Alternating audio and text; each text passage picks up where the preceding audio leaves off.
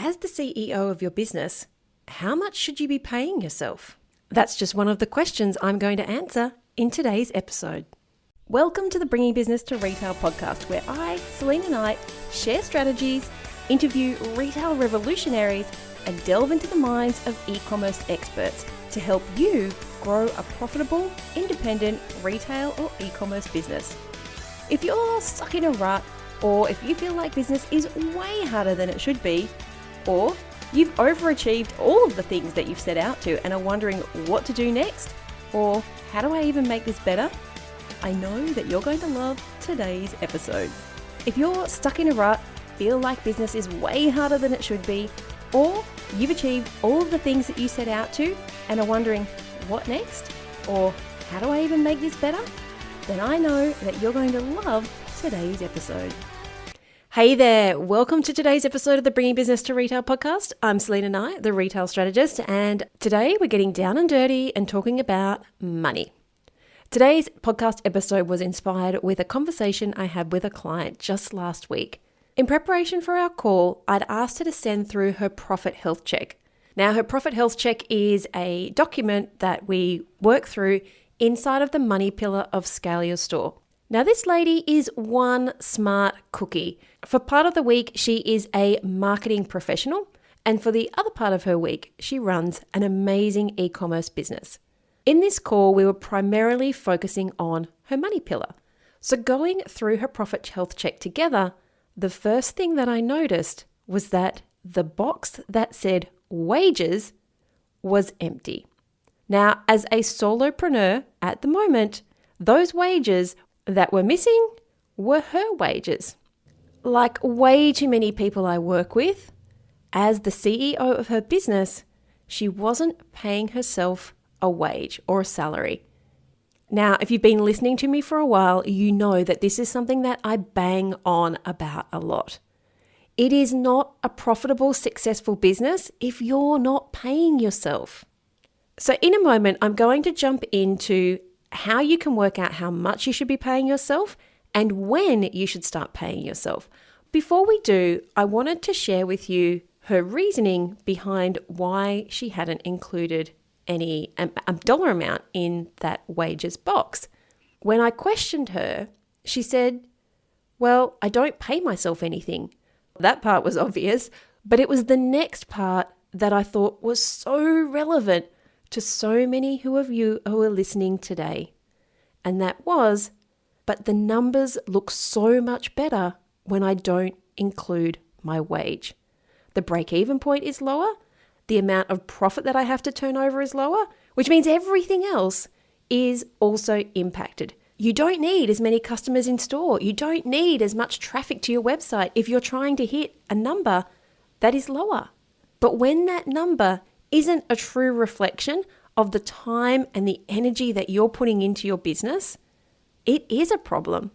And so we quickly jumped into ways that she could work out how much to pay herself. And so that's what I'm going to share with you today. We're going to walk through how much you should be paying yourself and when in that business journey you should start paying yourself a wage. There's a pretty good chance that what I tell you isn't what you thought I was going to say. And if you do need some help working on your money, remember that is one of the key pillars in the 5 pillars of retail success: money, sales, customers, marketing, and impact. And in my signature program, Scale Your Store, you will go through all 5 of those pillars, and then you'll work out which one your business needs to focus on right now and build out a 90-day plan to kick those goals and master that pillar. And then next 90 days, you'll come back, audit your business again, and build out a new 90-day plan focusing on the pillar that needs your help next. Scale Your Store is the only program that works through all 5 pillars of retail success and is not a one-hit wonder. It's designed to be part of your toolbox of business growth, and you use it every 90 days to build out your strategic growth plan. You can find more over at scaleyourstore.com. Now let's jump into today's episode. Hey there, and welcome to the Bringing Business to Retail podcast. Thank you so much for taking a little bit of time out of your day to share it with me and to learn something new about growing your retail or e-commerce business. If we haven't met before because it's 2020 and you've decided that podcasts are your thing, then I am Selena Knight. I'm a retail strategist and I help independent retail and e-commerce brands to scale and grow. Now, speaking of e-commerce, that is something that I have been working on in my own business. Over the Christmas break, I got a little bit bored, a little bit antsy, and I took a really good hard look at where my business was at and what I liked about it and what I didn't like about it. And if you didn't listen to my episode a few weeks ago about how 2019 was my year of failure, I'll make sure I link to it in the show notes. But essentially, last year, we tried a lot of things out. We threw a lot of stuff at the wall to see what would stick, to see what you guys actually wanted versus what you said you wanted, which meant lots of things. One, we created a lot of stuff and the execution wasn't always at the high level that I set my own standards to, because we were putting things out there. It's called MVP, minimum viable product.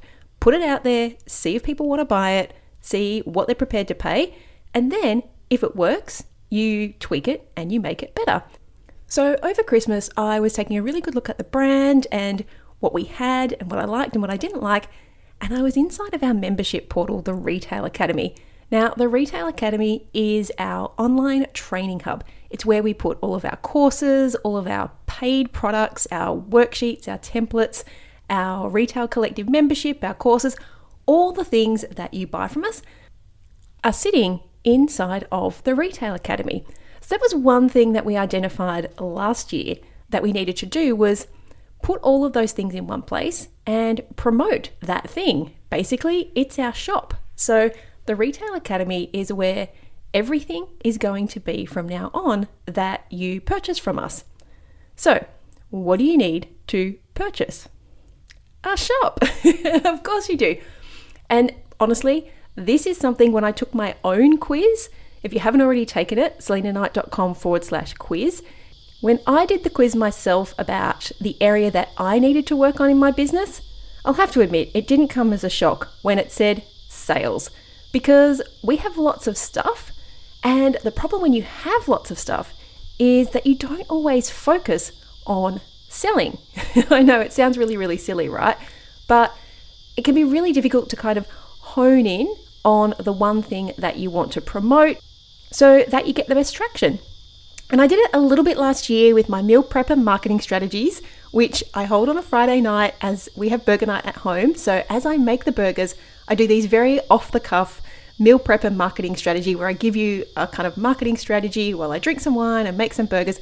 Guys, those of you who have messaged me, yes, I will be starting them up. Just give me a couple of weeks to get back into the groove of things, but I promise they'll be back soon.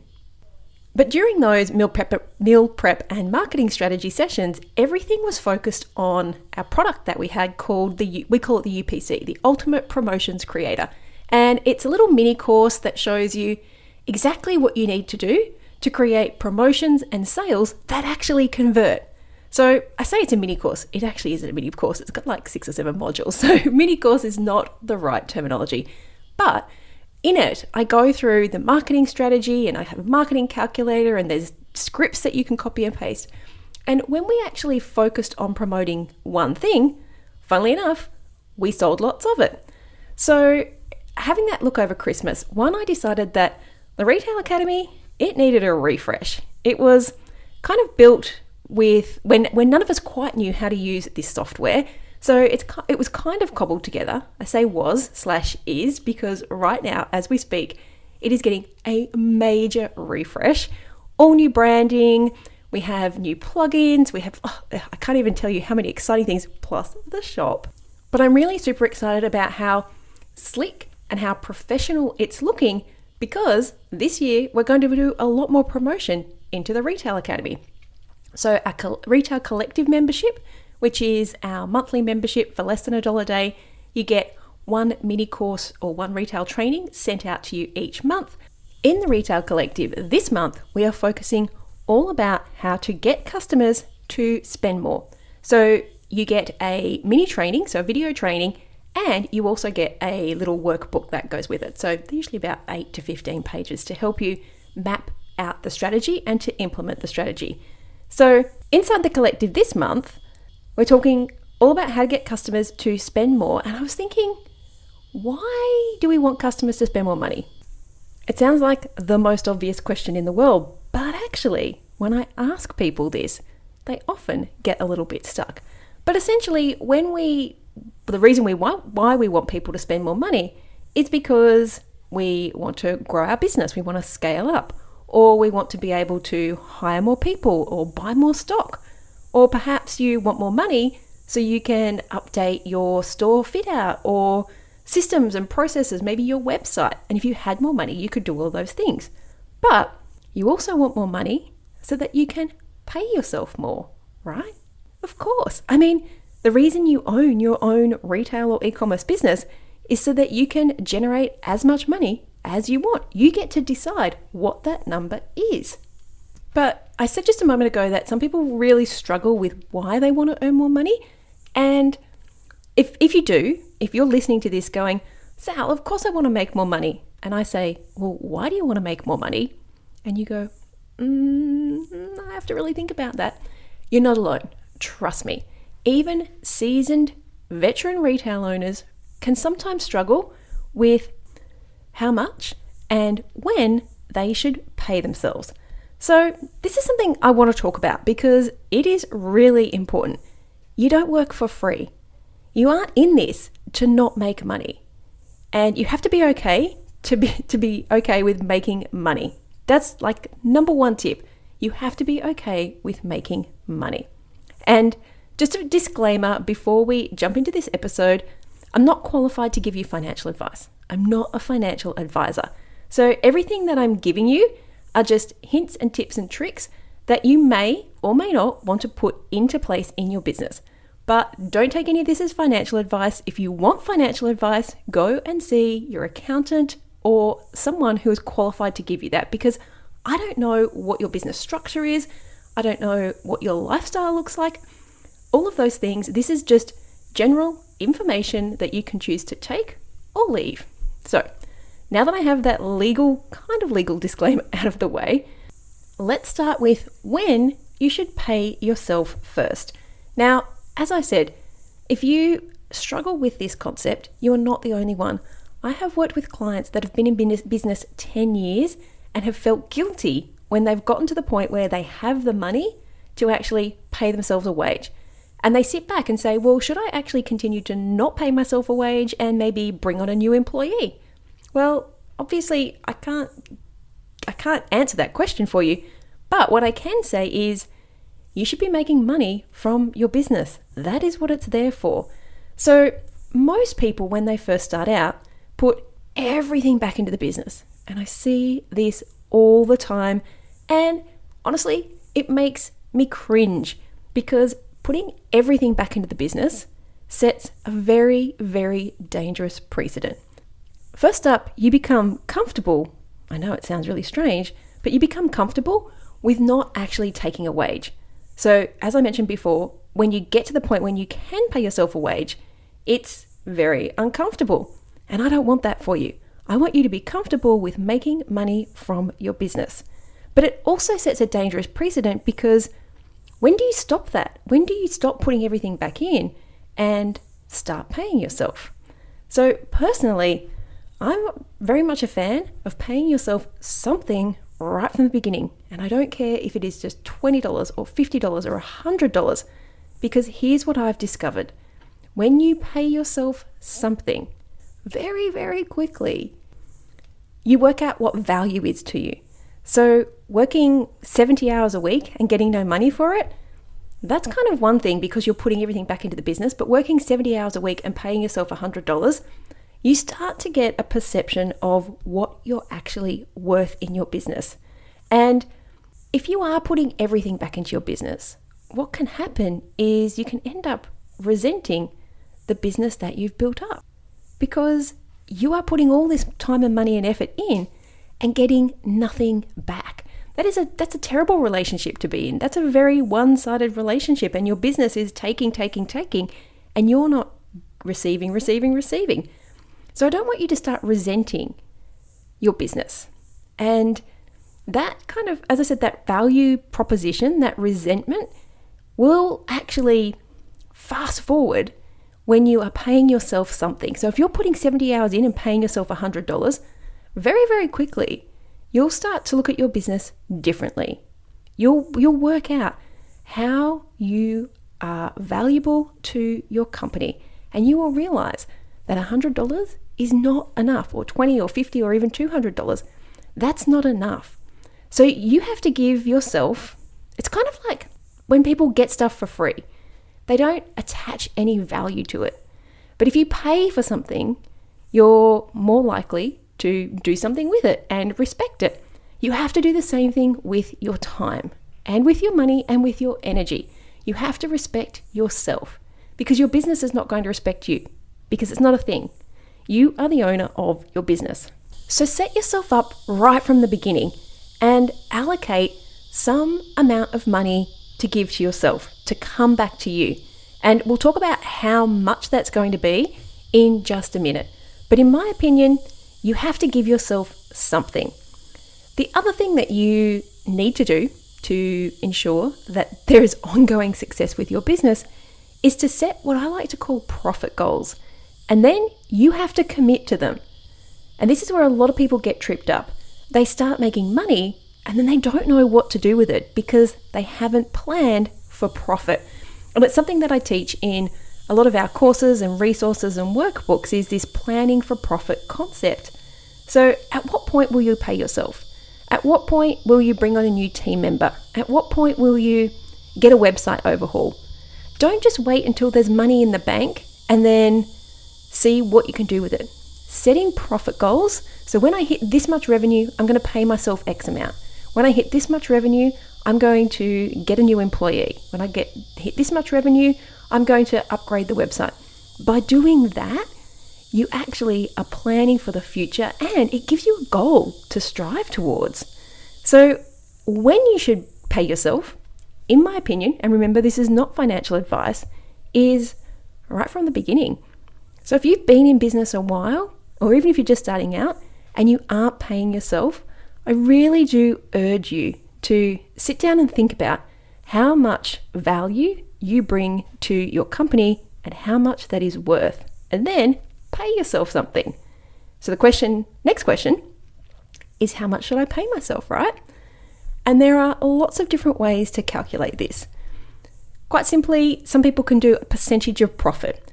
So I'm going to take 10% of net profit from the business, and I'm going to take that money once every month. And so at the end of the month, you calculate how much profit you have.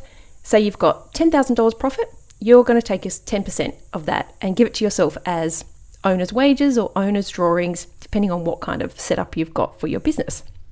Now, is this the best amount? Well, this is something that you have to work out for yourself and for your business. So I'm going to give you a few different ways, and maybe just sit down and think about which one works for you. So the first one is a set amount of profit, and you can either do that monthly or quarterly, and you pay yourself that set amount of money. The second way that you can work out how much to pay yourself is using the profit first formula. Now, I'm going to put my hand up straight away and say, I haven't read the book. I don't know an awful lot about the profit first formula, other than profit comes first. And from what I understand, there are different buckets that you put your money in based on your income and your expenses and all those kinds of things. And you pay yourself first. I'm already all good for paying yourself first. So if that sounds like a great idea, if you are a profit first fan, or if you know about the concept, that is another way that you can work out how much money you should be paying yourself. But I like to go pretty granular with simple things like, how much would an equivalent person cost? So looking at what you do in your business, hopefully you're kind of the CEO. So what would the CEO of a retail business of your size be paid?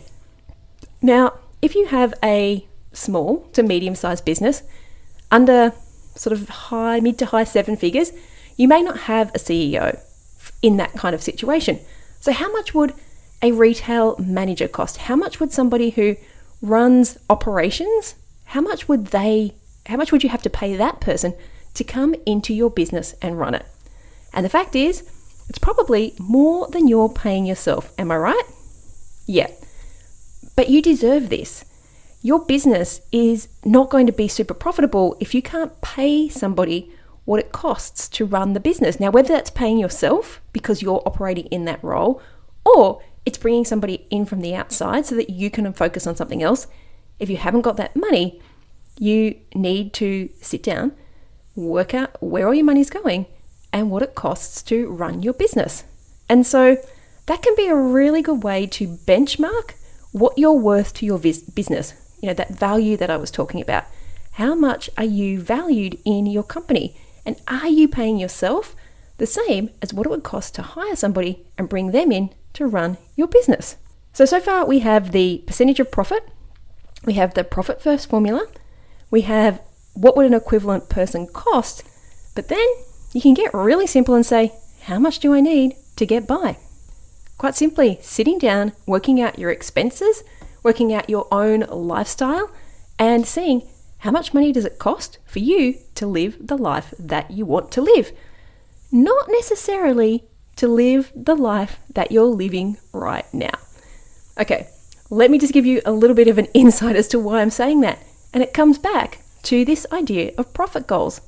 So sure, you need to know how much it costs you to pay your mortgage, to feed and clothe yourself, to have an entertainment allowance, all those sorts of things, whatever it is. How much does it cost for you to live day to day? Well, that should be your baseline, right? Whatever that number is, you should be paying yourself at least that amount. But that's not why we're in business. We're in business to earn what we want to earn. And that means you probably want a slightly better lifestyle, or maybe a much better lifestyle than what you're living right now. So what does that look like? Can you give yourself that little bit extra pay rise so that you can work towards that profit goal? So when you hit a certain amount of turnover, you'll be paying yourself a certain amount of money, which means you can live the life that you want to live. So baseline, no matter which one of these you choose, the baseline should always be, how much do I need to get by? And it shouldn't be any less than that. But you can also look at the percentage of profit, the profit first formula, how much the equivalent person would cost, or what kind of lifestyle do you want to lead and how much is that going to cost? That is a really important exercise. If you haven't done that before, I really do urge you to sit down and just map out what your ideal lifestyle costs. And you know what? It could be pretty scary. I mean, I remember doing this with my financial advisor when Ed and I first got married 15 years ago. And I remember saying to him, how the freaking heck are we going to make that much money? But here we are. We're doing it. You don't have to worry about the how just yet, okay? You just have to know how much money it is that you actually want. So how much you need and how much you want, those are really good places to start as well. But I also would love you to look at what kind of jobs you're doing in your business and how much would the equivalent person get paid. So I sort of touched on this before, but I talked about it more at that CEO level. But now I'm talking about at a junior level. Are you still resizing images for your website? Are you still cleaning the shop when you could be paying somebody a much smaller amount of money to do that while you focus on marketing your business? Are you doing jobs that honestly are beneath you? And truly, when you look at it, you should just be paying somebody else to do them, because that would give you time back and it would allow you to either spend that time doing the things that you want or to spend that time on growing your business. And with that, are you paying yourself an amount that is commensurate with how many hours that you're working? So if you're working 70 hours a week, are you paying yourself for 70 hours? Because you really should be. And I know for some of you, this can be really confronting because you say, but I can't afford it. And if you're saying that right now, then I really do suggest that you sit down and work out how much money you need, and you start setting those profit goals. Because if you don't know how much money you need, how is your business going to provide for you? How do you know which one of these you should be using if you don't even know how much money you need to run your business and to live your life? Does that make sense? And if you have employees, I really want you to sit down and take a look at how much money you're paying yourself compared to how much you're paying them. And I see this a lot. Business owners just taking what's left over, paying everybody else, and taking the bits that are left over. And that really isn't going to get you to that lifestyle that you love, is it? Just taking what's left over. I think the key thing I'm trying to get you guys to think about is value. How valuable are you to your business? And in most cases, you are your business's most valuable asset. Without you, the place isn't going to continue to run. But before we finish up this episode, I just want to point out a couple of other things that I've run into in the past that maybe you should just be aware of. And remember, again, this is not financial advice.